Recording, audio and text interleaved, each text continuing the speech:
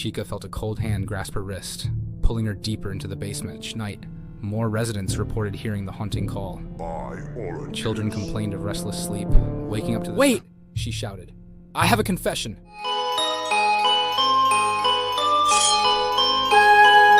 In the quiet village of Umuachi, life moved at a gentle pace. The sun rose each morning over the lush green fields, and the roosters crowed to signal the start of a new day. Children laughed and played in the dusty streets, and elders gathered under the big Iroko tree to share stories of old. Chica lived on the outskirts of the village in a small mud brick house. At 30 years old, she was known to keep to herself. Many whispered that she was ambitious, always dreaming of a life beyond the simple means of Umuachi. She watched as others prospered, and a burning desire grew within her to become wealthy and powerful. One evening, as the sun dipped low in the sky, painting it with hues of orange and purple, Chica decided she could wait no longer. She sought out the famed native doctor, Ogbuefi, who was said to possess knowledge of ancient secrets. His shrine was deep within the forest, where the trees grew tall and the shadows were long. "Ogbuefi, I wish to be rich," Chica declared, as she entered the dimly lit hut filled with the scent of herbs and smoke. The old man gazed at her with eyes that seemed to see into her very soul. "Wealth comes at a price," he murmured, his voice barely above a whisper. "Name it, and I will pay," she replied without hesitation. After a long pause, Ogbuefi spoke. "You must bury a young girl alive and build a house upon her resting place. Only then will the spirits grant you the riches you seek." Chica's heart pounded, but her resolve did not waver. She thanked the native doctor and slipped back into the night, the weight of his words heavy upon her shoulders. Meanwhile, in a modest home on the other side of the village, 12-year-old Ifeoma returned from school with a smile. Her mother greeted her warmly, handing her a basket filled with fresh oranges. "Take these to the market, my dear," her mother said gently. "Sell them before nightfall, and we will have enough to buy kerosene for the lamps." Ifeoma nodded eagerly. "Yes, Mama," she replied, happy to help her family.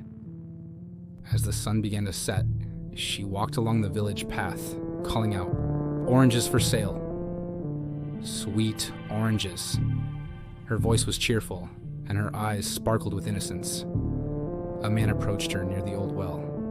He smiled kindly and said, "Little sister, I would like to buy some oranges." Ifeoma's face lit up. "Of course," she exclaimed, reaching into her basket. But before she knew what was happening, the man covered her mouth and swiftly carried her away, disappearing into the shadows as the village lights flickered on. The next morning, whispers spread through Umuachi about Ifeoma's disappearance. Her mother wept, and the villagers searched the fields and forests, but there was no trace of the young girl.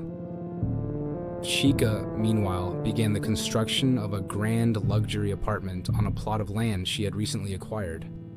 The villagers were surprised by her sudden fortune, but thought it best not to ask questions. As the building rose brick by brick, Chica felt a sense of triumph.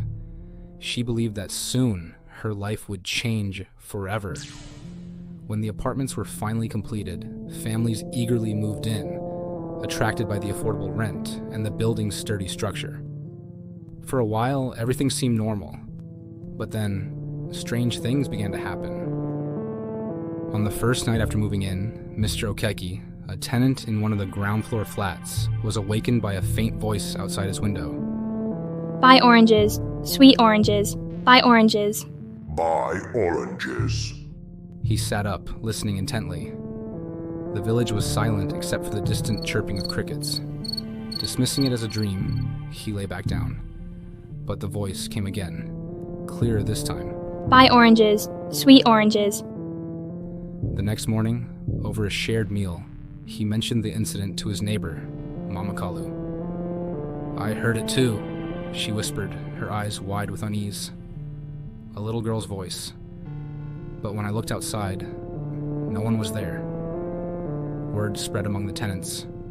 Each night, more residents reported hearing the haunting call. "Buy oranges." Children complained of restless sleep, waking up to the sound of soft footsteps and the lingering scent of fresh oranges filling their rooms. One evening, as dusk settled over the village, a group of tenants gathered outside. They discussed the strange occurrences, their faces etched with worry. "This building is haunted," declared Papa Emeka, his voice trembling. "We must find out what's going on." Chica overheard their conversation and felt a pang of fear. She had hoped that burying Ifeoma would remain her secret. Pushing aside her guilt, she approached the group with a forced smile. "Perhaps it's just the wind," she suggested. "Old buildings make strange noises." But the tenants were unconvinced. That night, the disturbances escalated. Buy oranges. Doors Sweet slammed shut on their own, Buy and the oranges. walls echoed with Buy eerie oranges. whispers. Sweet oranges. In the middle of the Buy night, oranges. Chica was jolted awake by a cold breeze sweeping through her room. She sat up to find her bedroom door open, though she was certain she'd locked it. The soft sound of a girl humming a familiar tune filled the air. Who's there?" Chica called out, her voice barely audible. The humming stopped abruptly. In the corner of her eye, she caught a glimpse of a shadow darting past the doorway. Summoning her courage, she followed it into the hallway. There, under the dim light, stood Ifeoma, her eyes reflecting a sorrow that pierced straight into Chica's soul. Buy oranges. Ifeoma whispered, extending a hand that clutched a withered orange. Chica stumbled back, her heart pounding. "You're not real," she gasped. "This isn't happening!" Ifeoma's form flickered like a dying flame. Why did you bury me? She asked, her voice echoing with anguish. Before Chica could respond, the apparition vanished, leaving her alone in the silent corridor. Overcome with dread, she retreated to her room, locking the door behind her. The next day, chaos erupted among the tenants. Families packed their belongings, vowing to leave the cursed building. "We cannot stay here," Mama Kalu insisted. "Our children are frightened, and so are we." Desperate to prevent an exodus, Chica pleaded with them. "Please, give me a chance to make things right. I'll find someone to cleanse the building." Reluctantly, some agreed to stay a little longer. Chica sought out a local priest, Father Anayo, and begged him to bless the apartments. Father Anayo performed the ritual, sprinkling holy water and reciting prayers. For a brief period, the disturbances ceased, and a fragile peace settled over the building. But it was not to last. One stormy night, lightning cracked across the sky, and the power went out. In the darkness, the tenants heard a chorus of whispers weaving through the hallways. "Buying oranges. Sweet oranges." Children cried as shadows danced along the walls. The scent of oranges grew overpowering, mingling with the damp smell of the rain. Chica lit a candle, her hands shaking. She knew she couldn't ignore the haunting any longer. Determined to confront her fears, she ventured into the basement where the foundation of the building rested atop Ifeoma's unmarked grave. As she descended the creaking stairs, the temperature dropped. Her breath formed small clouds in the air. At the bottom, the candlelight revealed damp walls covered in creeping mold. "Ifeoma," Chica called out softly. "I know you're here."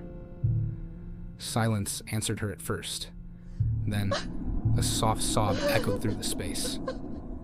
"You took everything from me," Ifeoma's voice whispered, seemingly coming from all directions. Chica fell to her knees. "I'm sorry," she cried. "I was blinded by greed. Please forgive me."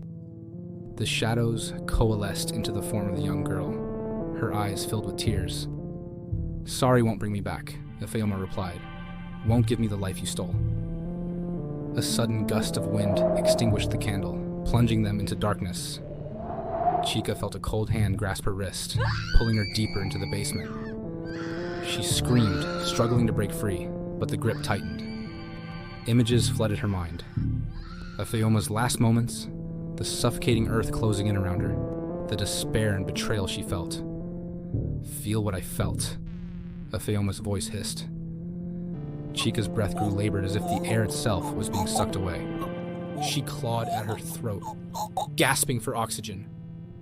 Above them, the building began to shake. Cracks snaked along the walls, and dust rained down from the ceiling. The tenants scrambled to escape as the structure threatened to collapse. In a final act of desperation, Chica mustered all her strength. "What can I do to make this right?" she pleaded. "Tell me." The grip on her wrist loosened slightly. "Set me free," Ifeoma whispered. "Reveal the truth." Chica knew what she had to do. She stumbled back up the stairs, bursting into the chaotic corridor where tenants rushed toward the exits. "Wait!" she shouted. "I have a confession." The crowd paused, turning to face her. Rain drenched through broken windows, and thunder rumbled overhead. "I am the reason for all of this," Chica admitted, her voice shaking. I buried a girl beneath this building to gain wealth. Her name was Ifeoma."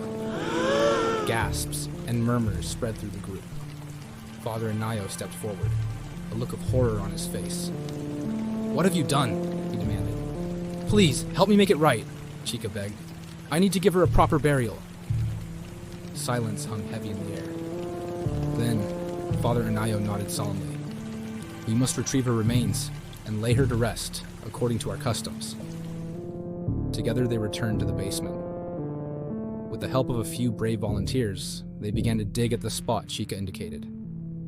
The work was grueling, each shovel of dirt feeling heavier than the last. As they dug deeper, the atmosphere shifted.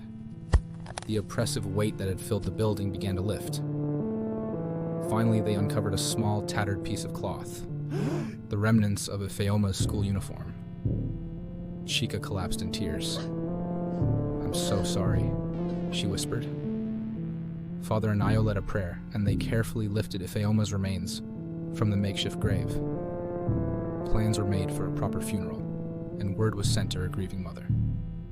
But just as they thought the ordeal was over, a chilling wind swept through the basement. The candles flickered wildly, and a piercing scream echoed around them. Ifeoma's apparition appeared once more, her face contorted with rage. "It's too late," she shrieked. "You cannot undo what has been done." The building began to shake violently. Cracks widened and beams groaned under the strain. Panic erupted as everyone scrambled to escape. Chica stood frozen, tears streaming down her face. "Please, Ifeoma, I beg you." But the ghost advanced toward her, eyes blazing. "You will pay for your sins," she hissed. At that moment, the ground beneath Chica gave way, and she plunged into darkness. Thanks for watching. If you're new here, or if you have been watching without subscribing, do not forget to hit the subscribe button. Give this video a big thumbs up and drop all your comments below. Stay glued because we have so much more coming your way. I will see you guys in our next one. For now, bye.